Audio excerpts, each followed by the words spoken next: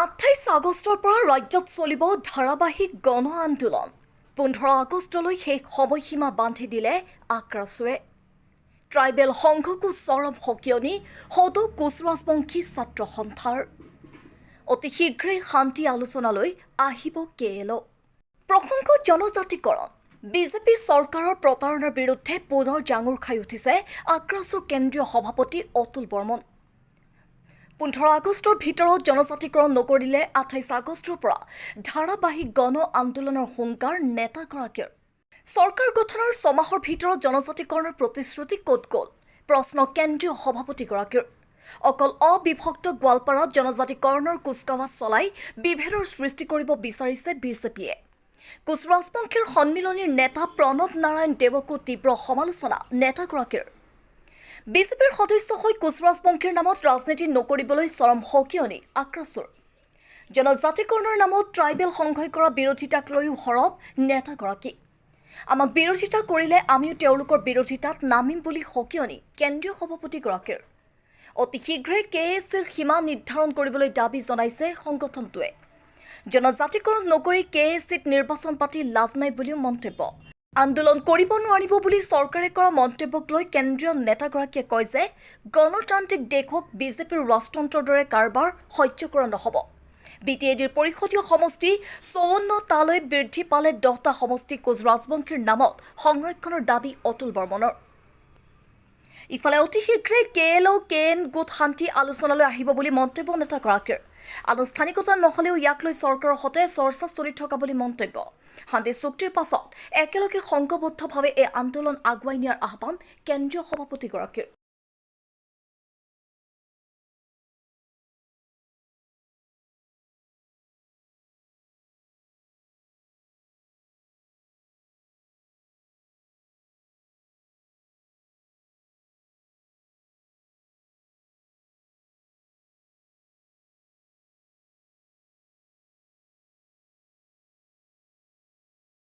সকলৰ সৰ্বাংগীন দিশত উন্নয়ন হ'ব লগতে তেওঁলোকৰ জনজাতিকৰণটো হৈ যাব কিন্তু দুখৰ বিষয় আমি ইমান দিন আন্দোলন কৰি অহাৰ পিছতো আজি তেওঁলোকে কিন্তু আমাক জনজাতিকৰণটো প্ৰক্ৰিয়া একো আগে নবঢ়ালে তো তেওঁলোকে প্ৰতিশ্ৰুতি দিছিল যে বিজেপি চৰকাৰখনে যদি বিজেপি চৰকাৰ গঠন কৰিব পাৰে তেতিয়াহ'লে 6 মাহৰ ভিতৰত কোচ ৰাজবংশীসকলৰ জনজাতিকৰণ কৰা হ'ব কিন্তু আজি চাওক আপোনালোকে আজি 2টা বছৰ 2টা কাৰ্যকাল তেওঁলোকৰ শেষ হৈ গ'ল কিন্তু আজিলৈকে কিন্তু কোচ ৰাজবংশীসকলৰ জনজাতিকৰণ নহ'ল তো আমাৰ কথা আমি কি গোটেই বছৰ আন্দোলনৰ নামত আন্দোলন কৰিয়ে থাকিম নেকি আমাৰ প্ৰশ্ন বিজেপি চৰকাৰখনক আপোনালোকে আমাক জনজাতিকৰণ দিব নে নিদিয়ে আপোনালোকে স্পষ্ট কৰিব লাগে যদি দিয়ে অতি শীঘ্ৰে দিব লাগে আৰু যদি দিব নোৱাৰে তেতিয়াহ'লে আপোনালোকে নিদো বুলি ঘোষণা কৰিব লাগে তাৰ পিছত আমি কি কৰিব লাগে সেয়া আমি কৰি যাম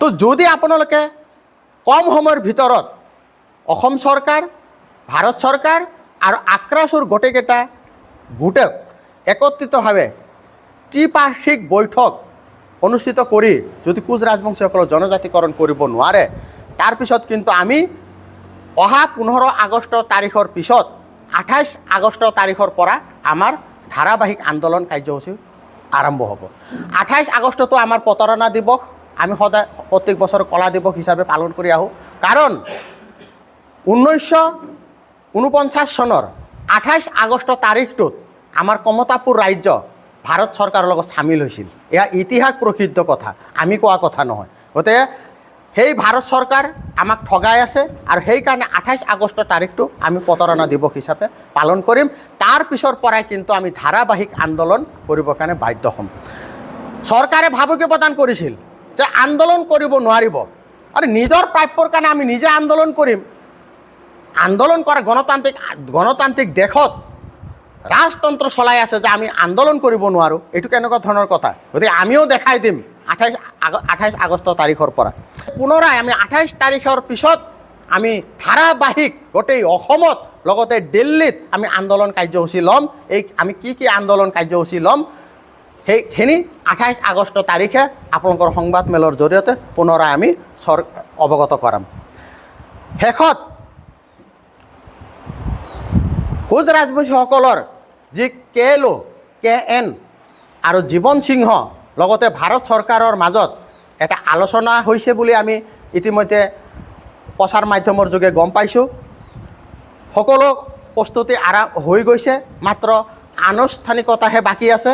গতিকে আমি এই ক্ষেত্ৰত ভাৰত চৰকাৰ আৰু KLO-KNৰ সকলো সদস্যক কোচ ৰাজবংশী ছাত্ৰ সন্থাৰ তৰফৰ পৰা আদৰণি জনাইছোঁ তেওঁলোকে শান্তি চুক্তিত অহাৰ কাৰণে। কাৰণ আমি শান্তি বিচাৰোঁ, আমি আন্দোলন কৰিম, আমি গণতান্ত্ৰিক দেশৰ নাগৰিক, আমি গণতন্ত্ৰক বিশ্বাস কৰোঁ আৰু যাৰ কাৰণে আমি গণতান্ত্ৰিকভাৱে আন্দোলন কৰি আমাৰ যি প্ৰাপ্য সেই প্ৰাপ্য আমি ডিঙি চেপি হ'লেও আদায় কৰিবৰ কাৰণে বাধ্য হ'ম। গতিকে আপোনালোকে যি অস্ত্ৰ ত্যাগ কৰি শান্তি চুক্তিত আহিছে তাৰ কাৰণে আমি আপোনালোকক বহুত বহুত ধন্যবাদ জ্ঞাপন কৰিছোঁ। লগতে সদৌ কোচ ৰাজবংশী সন্থাৰে আদৰণি জনাইছোঁ।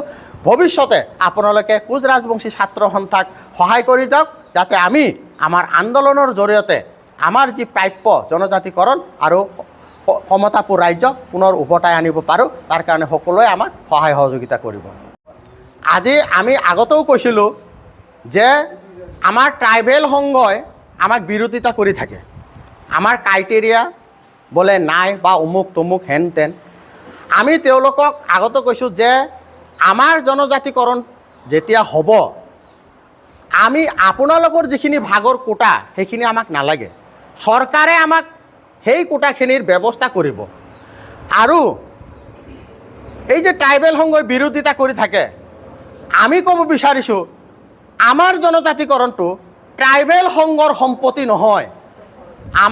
আমি ট্ৰাইবেলটো আমাক লাগে, আমাৰ এয়া প্ৰাপ্য অধিকাৰ। কাৰণ তেওঁলোকে যদি বিৰোধিতা কৰে তেতিয়া তেওঁলোকৰো বিৰোধিতা কৰিবৰ কাৰণে আমি বাধ্য হ'ম, কিয়নো তেওঁলোকে এটা সময় নিৰ্ধাৰিত থাকে, সেই সময়লৈকে ট্ৰাইবেল থাকে। যেতিয়া উন্নতিৰ দিশত আগবাঢ়ি যায় সেই ট্ৰাইবেল সংঘৰ কিন্তু তেতিয়া সেই মানে জনজাতিকৰণটো কেঞ্চেল হয় অট'মেটিকলি বা বাতিল কৰিব লাগে, কিন্তু সেই পৰ্যায় তেওঁলোকৰ এতিয়ালৈকে কৰা নাই। গতিকে আমিও কিন্তু তীব্ৰ বিৰোধিতা কৰিবৰ কাৰণে বাধ্য হ'ম। গতিকে আহ্বান জনাম সকলোৱে যাতে একেলগে মিলিজুলি যাতে ট্ৰাইবেল আগৰ ট্ৰাইবেল আৰু এতিয়া যিখিনি আমাৰ জনজাতিকৰণ হ'ব সেইখিনিয়ে যাতে একেলগে আমাৰ অসমখনৰ উন্নয়ন দিশত আমি একেলগে আগবাঢ়ি যাব পাৰোঁ, সেই দিশতে তেওঁলোকে গুৰুত্ব প্ৰদান কৰক। আমি সেইখিনিয়ে তেওঁলোকক আহ্বান জনাইছোঁ।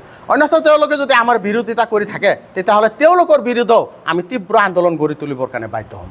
আমি ৰাজনৈতিকভাৱে কোচ ৰাজবংশী সুৰক্ষিত নহয়, যিহেতুকে BTIDত সমষ্টি শুনিছোঁ 40টাৰ পৰা 54টা হ'ব। আমি তাত দাবী উত্থাপন কৰিছোঁ যে সেই 54টাৰ ভিতৰত 10টা সমষ্টি কোচ ৰাজবংশী জনগোষ্ঠীৰ কাৰণে সংৰক্ষিত হ'ব লাগে। এই কথাটো আমি ইতিমধ্যে অৱগত কৰাইছোঁ আৰু ভৱিষ্যতলৈকে আমি কৈ থাকিম যে 54টাৰ ভিতৰত 10টা সমষ্টি কোচ ৰাজবংশীসকলৰ কাৰণে সংৰক্ষিত হ'ব লাগিব। তেতিয়াহে আমি ভাবিম যে কোচ ৰাজবংশী BTIDত সুৰক্ষিত হ'ব।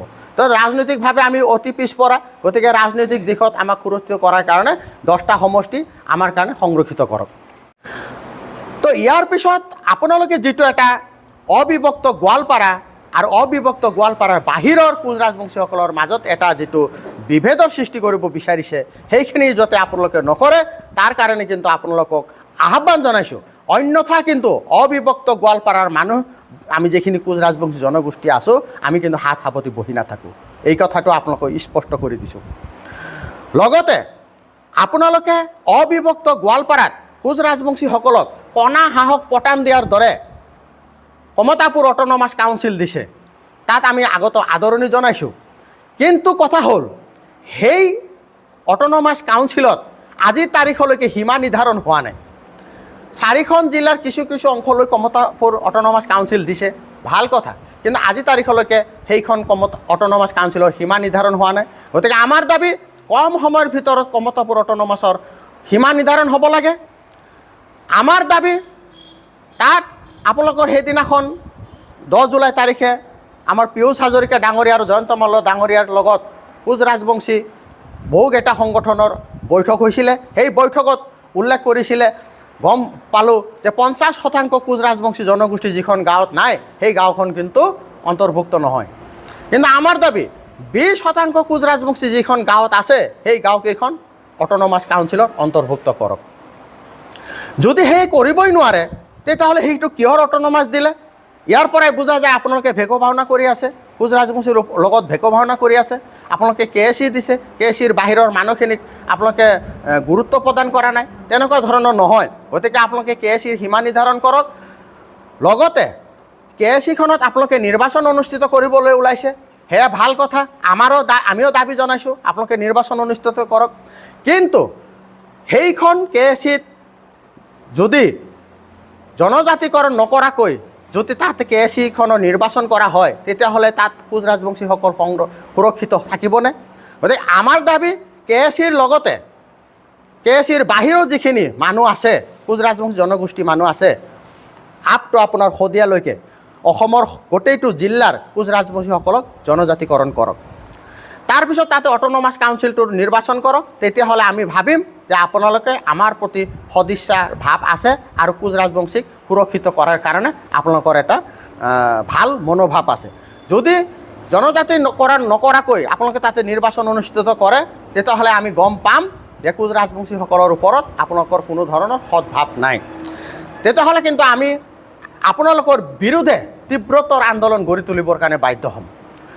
এই ক্ষেত্ৰত কিন্তু আপোনালোকে এটা ভাগ বতৰা কৰাৰ আমাৰ এটা মনে লৈছে। কিহৰ কাৰণে? সেইদিনাখন 10 জুলাই তাৰিখে আমাৰ পীয়ুষ হাজৰিকা ডাঙৰীয়াই আমাৰ সন্মিলনীৰ সভাপতি প্ৰণৱ নাৰায়ণ ডাঙৰীয়াক আমাৰ আক্ৰাসুৰ আজি বহুকেইটা ভাগত বিভক্ত। এই ক্ষেত্ৰত আমি আক্ৰাসু হিচাপে সঁচাকৈ দুখিত আৰু লজ্জিত। সেয়ে মই সকলো আক্ৰাসুৰ সমূহ গোটকে আহ্বান জনাম, নিজৰ জাতিটোৰ স্বাৰ্থত, নিজৰ জনগোষ্ঠীটোৰ স্বাৰ্থত সকলো যাতে আমি একত্ৰিত মিলিত হৈ এটা গোট বনাই আমি সেই এটা গোটেৰে যাতে জাতিটোৰ যি আমাৰ প্ৰাপ্য অধিকাৰ সেইখিনি যাতে কাঢ়ি আনিব পাৰোঁ, তাৰ কাৰণে সকলোকে এক হ'বলৈ কাৰণে মই আহ্বান জনাম। চৰকাৰে হয়তো ভাগ কৰাৰ এটা পৰিকল্পনা কৰিব, কাৰণ তেওঁলোকে ভাবে কোচ ৰাজবংশীসকল যদি একত্ৰিত হয়, আজি অসমত আটাইতকৈ শক্তিশালী জনগোষ্ঠীটো হ'ব কোচ ৰাজবংশী জনগোষ্ঠী। আৰু যাৰ কাৰণে এই বিজেপি চৰকাৰখনে চক্ৰান্তমূলকভাৱে আমাৰ মাজত এটা ভাগ কৰি আমাৰ শক্তিটো যাতে বহুত নহয়, আগবাঢ়ি নাযায়, আমি যাতে শক্তিশালী হ'ব নোৱাৰোঁ, তাৰ কাৰণে তেওঁলোকে ব্যৱস্থা কৰা বুলি আমাৰ অনুমান হয়। গতিকে মোৰ সতীৰ্থ বন্ধুসকলক আহ্বান জনাম, আপোনালোকে সেই ক্ষেত্ৰত প্ৰলোভিত নহ'ব। আপোনালোকে নিজৰ জাতিটোক যদি ভাল পায়, সকলোৱে ওলাই আহক। আমি সকলোৱে একত্ৰিতভাৱে আমাৰ জাতিটোক আমি আগুৱাই লৈ যোৱাৰ ক্ষেত্ৰত গোটেইকেইটা গোট কম সময়ৰ ভিতৰত এক হৈ আমাৰ শক্তি দেখাই দিওঁ আৰু চৰকাৰক বাধ্য কৰাওঁ যে আমাক কোচ ৰাজবংশীসকলক জনজাতিকৰণ দিব লাগে। অন্যথা আমি অসমখন যে স্তব্ধ কৰিব পৰা ক্ষমতা বা আমাৰ শক্তি যে আছে, সেইখিনি আমি দেখুৱাই দিবৰ কাৰণে বাধ্য হ'ম। Bureau report, detox any